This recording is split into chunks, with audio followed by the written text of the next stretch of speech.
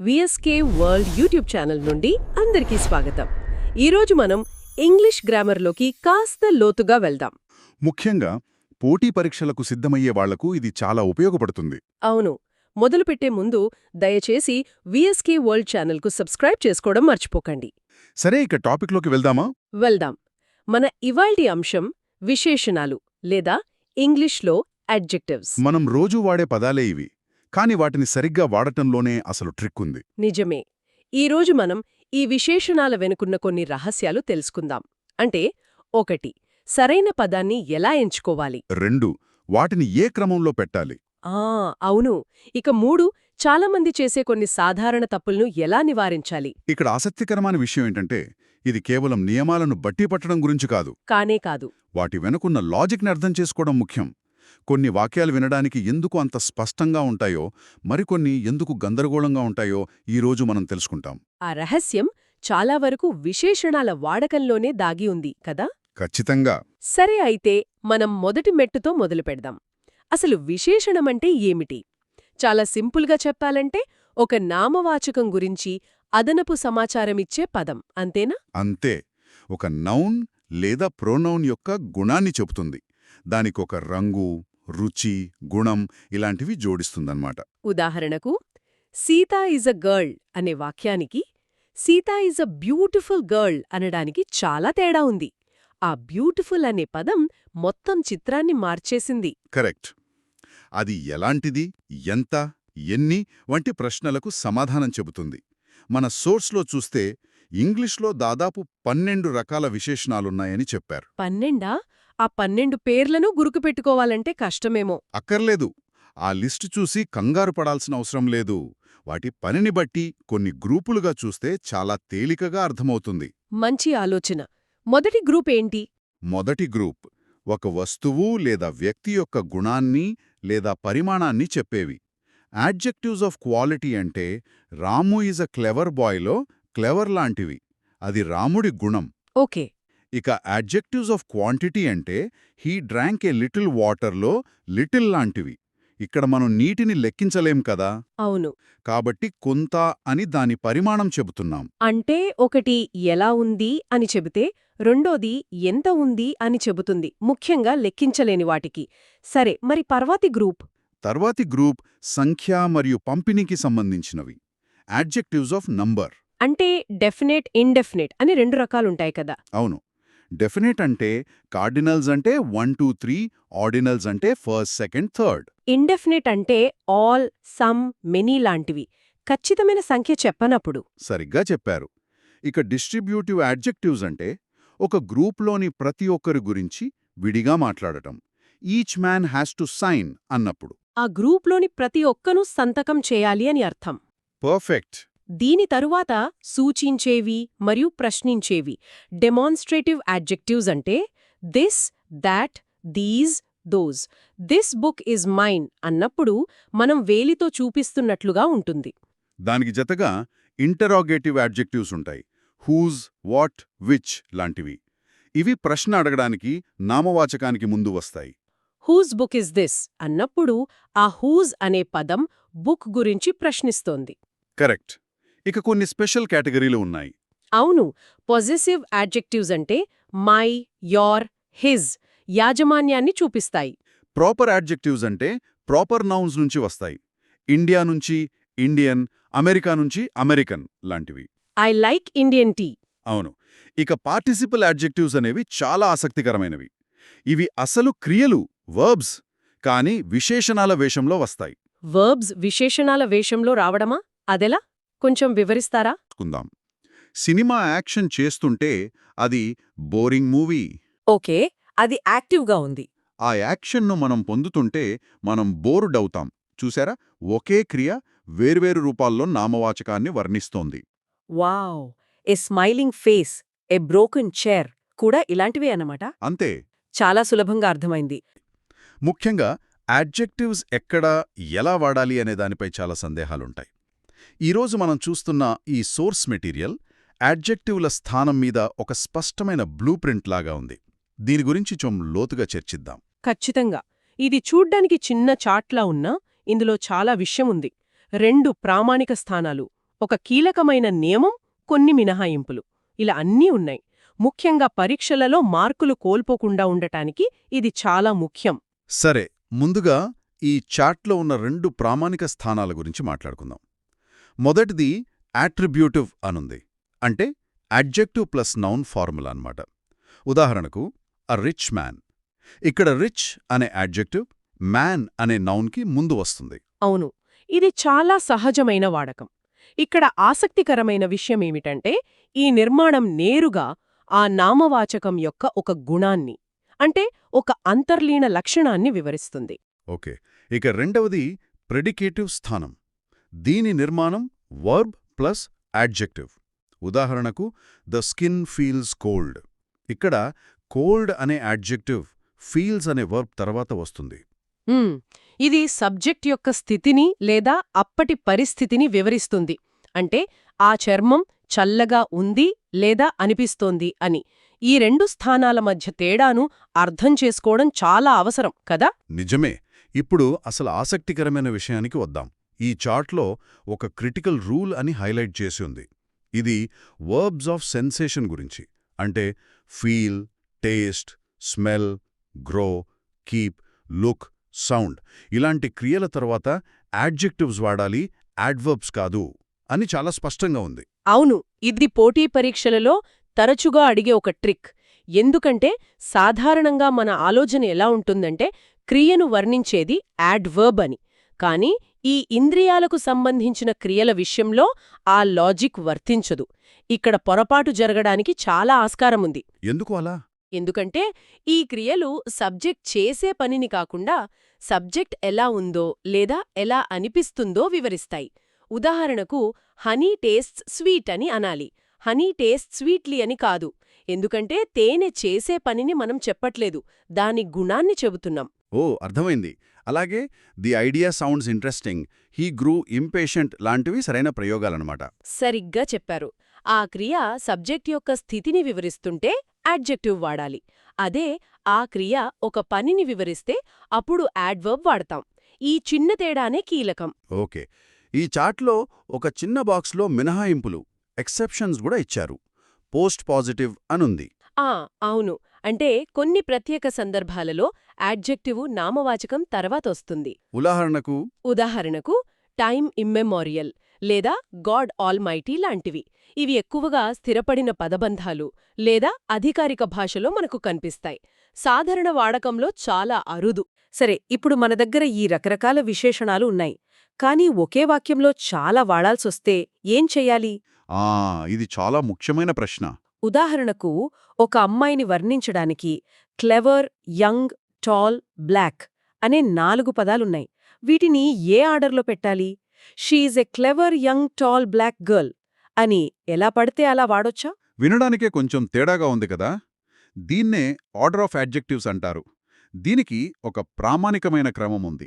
దాని గుర్తు పెట్టుకోవడానికి ఏదైనా ట్రిక్ ఉందా? ఉంది. దాన్ని OSASCOMP అంటారు. OSASCOMP. దాని వెనుకున్న లాజిక్ ఏంటి? ఇది మన ఆలోచనా విధానాన్ని ప్రతిబింబిస్తుంది. మనం ఒక వస్తువును చూసినప్పుడు మొదట మన ఒపీనియన్ అంటే అభిప్రాయం చెబుతాం. అది అందంగా ఉందా లేదా అని. అవును. తర్వాత దాని భౌతిక లక్షణాలైన సైజ్, ఏజ్, షేప్, కలర్ గమనిస్తాం. చివరిగా దాని పుట్టుక అంటే ఆరిజిన్, అది తయారైన మెటీరియల్, దాని పర్పస్ వంటివి చెబుతాం. ఆహా, అంటే మన అభిప్రాయం నుండి మొదలుపెట్టి కంటికి కనిపించే వాస్తవాల వైపు వెళ్తామన్నమాట.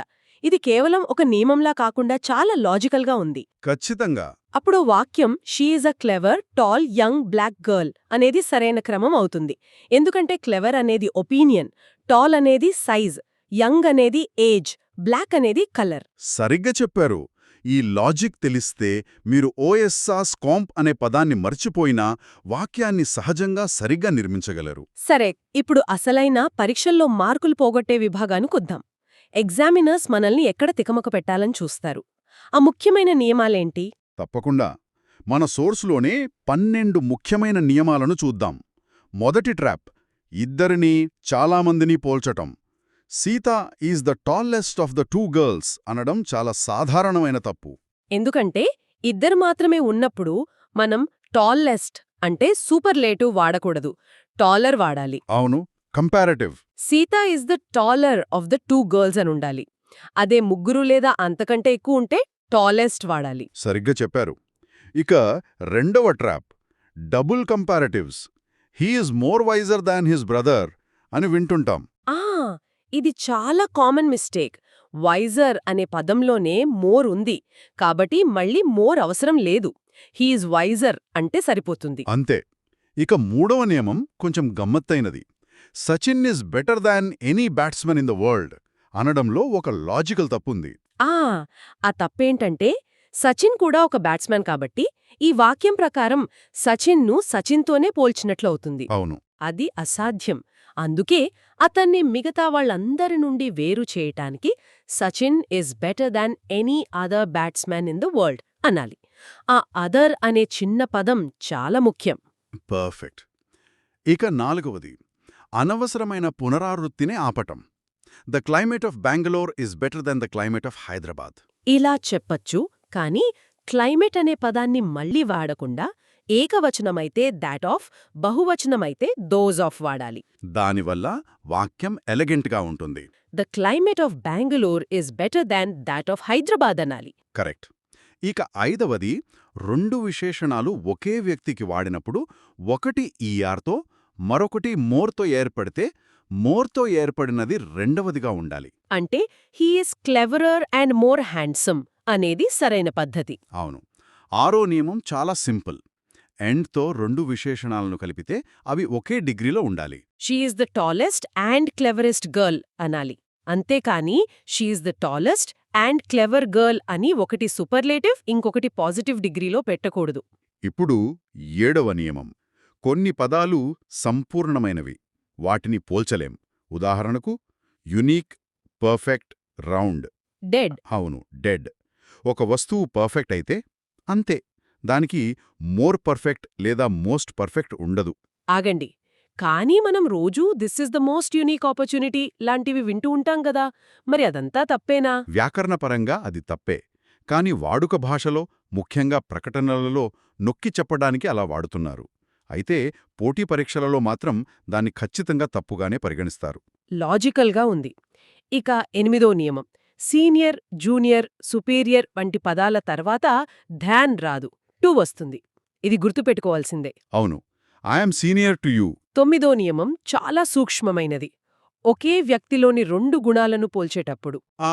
ఇది చాలామంది తప్పు చేస్తారు. ఉదాహరణకు, ఝాన్సీ తెలివైనది, జ్ఞాని కూడా.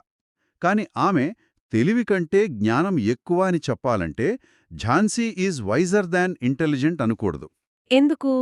ఎందుకంటే ఇక్కడ మనం ఝాన్సీని వేరొకరితో పోల్చడం లేదు, ఆమెలోని రెండు గుణాలను పోలుస్తున్నాం.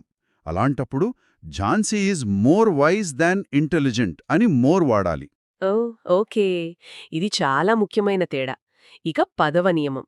రెండు మార్పులు సమాంతరంగా జరిగినప్పుడు, అంటే ఎంత పైకి వెళ్తే అంత చల్లగా ఉంటుంది లాంటివి చెప్పేటప్పుడు రెండింటికీ కంపారిటివ్ డిగ్రీ వాడి వాటి ముందు ద పెట్టాలి.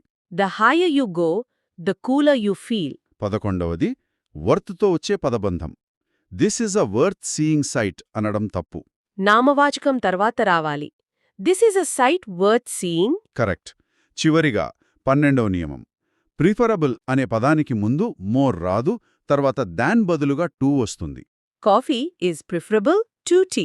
ఈ 12 నియమాలు అర్థం చేసుకుంటే స్పాటింగ్ ఎర్రర్స్ విభాగంలో చాలా సులభంగా మార్కులు సాధించవచ్చు. సరే, నియమాల ఉచ్చుల నుండి బయటపడ్డాం. ఇప్పుడు కొన్ని కవలల్లాంటి పదాల దగ్గరకుద్దాం. ఇవి చూడ్డానికి, వినడానికి ఒకేలా ఉంటాయి, కాని అర్థాలు వేరు. అవును, ఇవి చాలా గందరగోళానికి గురిచేస్తాయి. మొదటగా ఫార్దర్ వర్సెస్ ఫార్దర్. ఇది నేనెప్పుడు తప్పు చేస్తాను. ఒక చిన్న ట్రిక్ ఉంది. ఫార్దర్లో ఫార్ అంటే దూరం అనే పదముంది, కాబట్టి ఇది భౌతిక దూరాన్ని సూచిస్తుంది. Oh, my house is at the farther end of the street. అవును. మిగతా అన్ని సందర్భాల్లో అంటే అదనపు అనే అర్థంలో ఫర్దర్ వాడాలి. For further details contact us. Wow, ఇది చాలా ఉపయోగపడుతుంది. ఇక ఎప్పుడు మర్చిపోను. మరి లెస్ వర్సెస్ ఫ్యూవర్. ఇది కూడా సింపుల్. లెక్కించలేని వాటికి less, less water, less advice. లెక్కించగలిగే వాటికి fewer, fewer cars, fewer friends. Okay, మరి ఎల్డర్, ఎల్డెస్ట్ కి ఓల్డెస్ట్కి తేడా. ఎల్డర్ కేవలం ఒకే కుటుంబ సభ్యుల మధ్య వాడతారు. He is my elder brother. Oldest వ్యక్తులకు, వస్తువులకు, దేనికైనా వాడచ్చు. ఇప్పుడు చాలా మందిని కన్ఫ్యూజ్ చేసేవి లిటిల్, ద లిటిల్ మరియు ఫ్యూ, ద ఫ్యూ. ఈ రెండింటి లాజిక్ ఒకటే. లిటిల్ లెక్కించలేని వాటికి, ఫ్యూ లెక్కించగలిగే వాటికి. ఆర్టికల్ లేకుండా లిటిల్ లేదా ఫ్యూ వాడితే దానికి అర్థం దాదాపు ఏమీ లేదు అని ఒక నెగటివ్ ఫీలింగ్. అవును, హీ హ్యాజ్ లిటిల్ మనీ అంటే డబ్బులు లేనట్టే. ఏ లిటిల్ లేదా ఏ ఫ్యూ వాడితే అర్థం కొంత ఉంది అని ఒక positive feeling. I have a little money. ఇక ద లిటిల్ లేదా ద ఫ్యూ వాడితే ఉన్నది కొంచెమే అయినా ఆ ఉన్నదంతా అని అర్థం. He spent the little money he had. ఇది చాలా స్పష్టంగా ఉంది. అలాగే లేటర్ మరియు లాటర్, ఒకటి టీఈఆర్, రెండోది టీటీఈఆర్. లేటర్ సమయానికి సంబంధించింది, తర్వాత అని అర్థం. I will call you later. Latter ఇద్దరిలో రెండవ వారిని సూచిస్తుంది. Between Ram and Shyam the latter is more intelligent అంటే శ్యామ్ ఎక్కువ తెలివైనవాడని. అంతే. ఇంకొన్ని త్వరగా చూసేద్దాం. లాస్ట్ అంటే క్రమంలో చివరిది, లేటెస్ట్ అంటే సమయంలో సరికొత్తది. The last person in the queue, the latest news. అలాగే వాక్యంలో ఆర్డినల్ అంటే ఫస్ట్, సెకండ్ మరియు కార్డినల్ అంటే 1, 2 నంబర్లు 2 వస్తే ఆర్డర్ ముఖ్యం. ఎప్పుడు ఆర్డినల్ ముందే రావాలి. The first 2 chapters are interesting అనాలి, ద 2 ఫస్ట్ చాప్టర్స్ అనకూడదు. సరిగ్గా చెప్పారు. ఇక చివరిగా ఈచ్ మరియు ఎవ్రీ. ఈచ్ ఇద్దరు లేదా అంతకంటే ఎక్కువ మందికి వాడొచ్చు. ఎవ్రీ కనీసం 3 లేదా అంతకంటే ఎక్కువ మంది ఉంటేనే వాడాలి. Each of the 2 boys got a praise. Every student in the class of 30 passed. అద్భుతం. ఈరోజు మనం విశేషణాల గురించి చాలా వివరంగా మాట్లాడుకున్నాం. వాటి రకాలు, వాటిని వాడే క్రమం, ముఖ్యమైన నియమాలు, గందరగోళపరిచే పదాల జతలు అన్నింటినీ చూశాం. ఇక్కడ ముఖ్యమైన విషయం ఈ లిస్టులను గుర్తుంచుకోవడం మాత్రమే కాదు, వాటి వెనక ఉన్న తర్కాన్ని, ఆత్మను పట్టుకోవడం ముఖ్యం. ప్రాక్టీస్ చేస్తున్న కొద్దీ ఏది సరైనదో, ఏది వినడానికి బాగుందో మీకే సహజంగా అర్థమవుతుంది.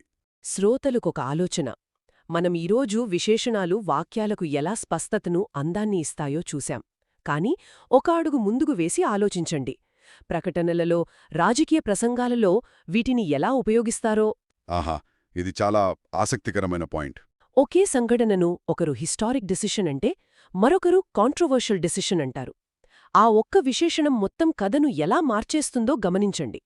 తదుపరిసారి మీరు వార్తలు చదివినప్పుడు అక్కడ ఉపయోగించిన విశేషణాలపై ప్రత్యేకంగా దృష్టి పెట్టండి.